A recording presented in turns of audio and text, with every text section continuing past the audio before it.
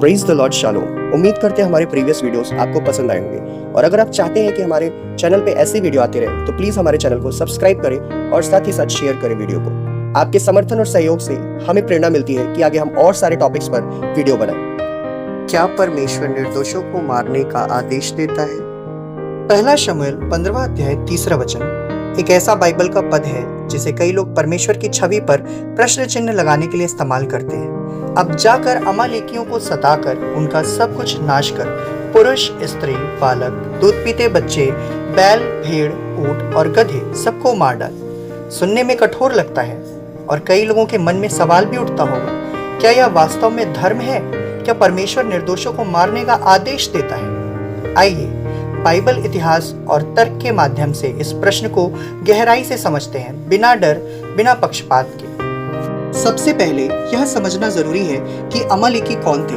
अमालेकी Israel के प्राचीन शत्रु थे। इजराइल के बेटे एसाव के वंशज थे। जब इजरायली मिस्र की गुलामी से निकलकर जंगल में यात्रा कर रहे थे, वे थके हुए थे। महिलाएं, बच्चे, बूढ़े पीछे चल रहे थे। उसी समय अमालेकियों ने हमला किया और हमला करके बच्चे, बूढ़े और महिलाओं को घात किया, ना कि पुरुषों को।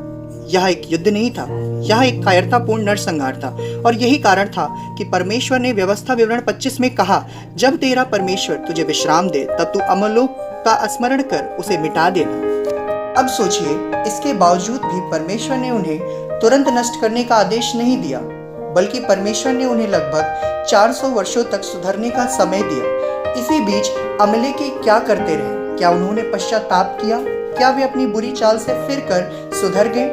बजाय इसके इजराइल के विरुद्ध वे बार बार युद्ध करते रहे और छल के द्वारा वो इजरायलियों को घात करते रहे। उनका राज्य पापों में लिप्त होता रहा।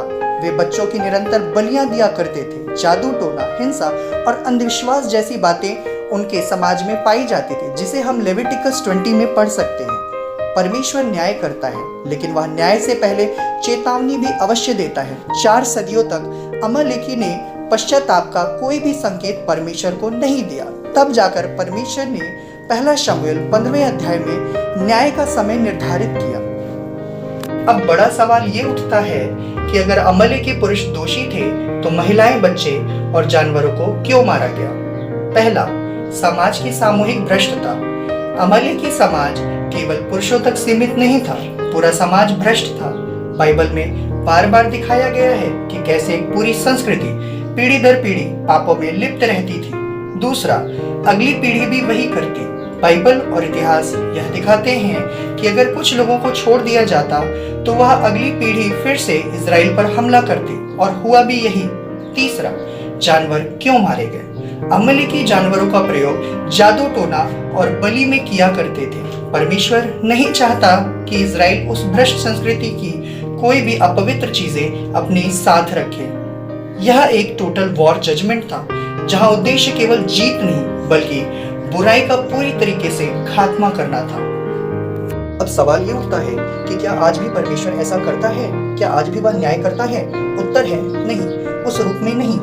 प्रभु यीशु मसीह के आने के बाद परमेश्वर ने न्याय का तरीका बदल दिया। अब हर व्यक्ति को उद्धार का अवसर दिया गया है। मरकुस 2 अध्याय उसके 17 वचन में यीशु मसीह ने कहा है, भले चंगों को वैद्य की आवश्यकता नहीं है, परंतु बीमारों को है। मैं धर्मियों को नहीं परंतु पापियों को बुलाने आया हूँ। प्रियो, परमेश्वर जानता है कि मनुष्य स्वयं से अपने पापों से छुटकारा नहीं पा सकता, और हमारी बाइबल कहती है कि कोई भी नहीं है पृथ्वी पर ऐसा जिसने पाप ना किया हो।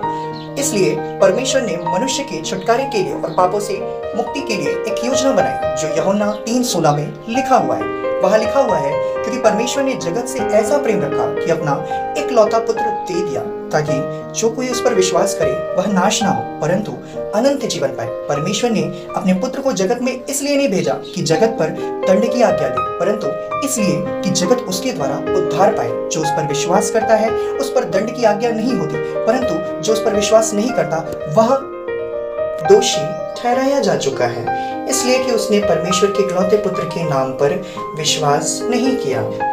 दूसरा पत्रस 3 अध्याय 9वां वचन कहता है, प्रभु विलंब नहीं करता पर सबको पश्चाताप का अवसर देना चाहता है।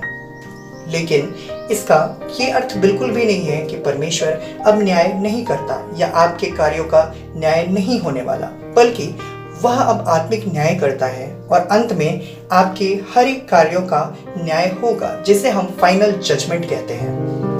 इतिहास में कई सभ्यताओं को देखा गया है जो भ्रष्ट थे और उनका अंत भी हुआ, चाहे वो बाबिल हो, रोमन साम्राज्य हो या नाजी शासन हो। बाइबल में न्याय केवल सजा नहीं है बल्कि एक चेतावनी भी है आने वाली पीढ़ियों के लिए। पहला शमूएल 15वां अध्याय 3रा वचन इसका एक उदाहरण है जहां दया के बाद न्याय आता है। परमेश्वर का उद्देश्य विनाश नहीं है बल्कि पवित्रता है। वह चाहता है कि मनुष्य न्याय, करुणा और सच्चाई में जीवन बिताए। तो अगली बार जब आपसे कोई पूछे क्या परमेश्वर निर्दोषों को मारता है, तो आप उत्तर दे सकते हैं, नहीं, परमेश्वर न्याय करता है।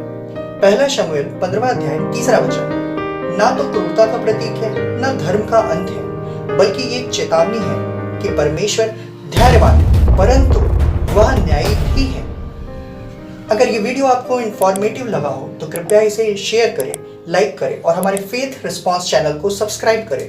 अगली वीडियो किस विषय पर आनी चाहिए कमेंट में जरूर बताएं। Subscribe to my channel.